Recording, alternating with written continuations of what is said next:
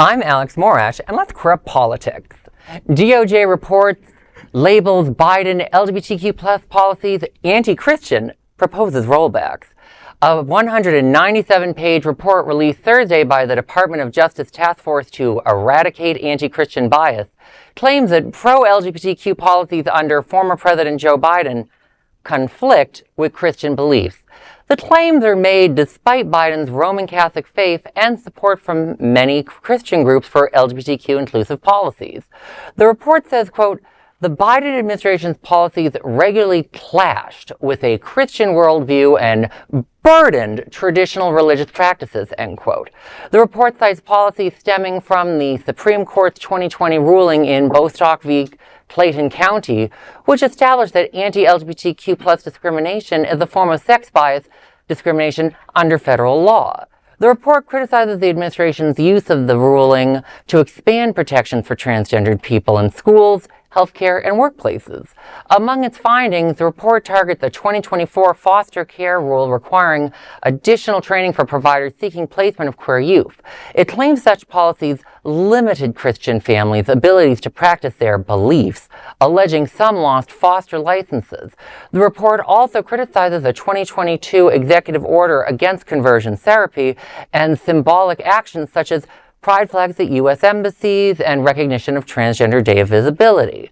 Developed under a 2025 executive order on eradicating anti-Christian bias, the report has proposed actions including restricting gender-affirming care, expanding religious exemptions, and allowing faith-based discrimination. Critics, including Americans United for Separation of Church and State, called the report's discoveries unfounded, while the Freedom from Religion Foundation described the report as a political document masquerading as a civil rights analysis. Well, all this talk about how Biden's been awful to Christians, this is the nicest thing I've heard about Joe Biden in a decade. My God. There's a couple things going on here. One, this is absolute, complete, and utter bullshit.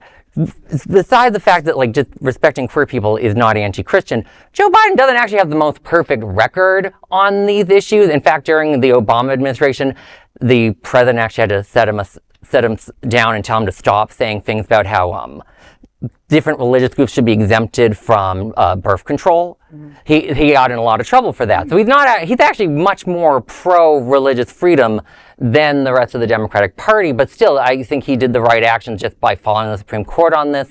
And the idea that this is somehow anti-Christian is hysterical, but this is not new for Trump.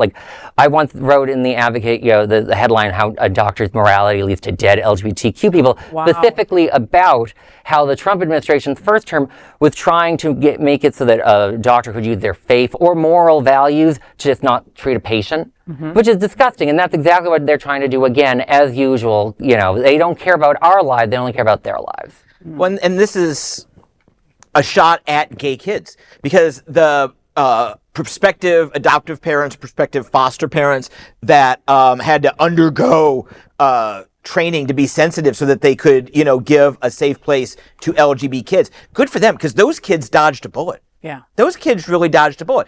And let's take a moment to remember what freedom of religion is, okay? It's the government allows you to practice your religion. It does not allow you to use your religion as a cultural, metaphorical, or actually in some cases physical bludgeon to hurt people who disagree with you, and to people who are like, oh no, get off the cross, we need the wood. Honestly, calling equality anti-Christian is a far reach, okay? Faith should uplift, not exclude, like they do right here at Sunshine Cathedral where we're at right now. If your belief system needs discrimination to survive, maybe it's not just us that needs fixing. Yeah. It's so funny how we pick and choose the parts of the Bible that we want to be able to, quote and believe in. But when I was in D.C. last week, I actually got a chance to see the show 1776. And I'm not sure if anyone's been able to see that, but it hasn't been around for years. But they brought it back for the America's 250th anniversary. And it's basically just the retelling of how they scripted how they got to signing the Declaration of Independence. And like what John mentioned, about, there was a whole conversation about, the unions coming together and for people to be able to have some place to freely practice their religion. This is something that was ingrained in the founding of this country. So to me, I don't understand why we've lost track of that. Exactly. We were talking earlier about the Declaration of Independence. They did have a discussion on if they should include religion, and they didn't want to. And maybe that should be like a little hint today to not do this sort of stuff. Like I say, the best thing, I love the name of one of the groups that was mentioned, Freedom from Religion. Like, yes, some of us just want to be left alone from your religion. Thank you.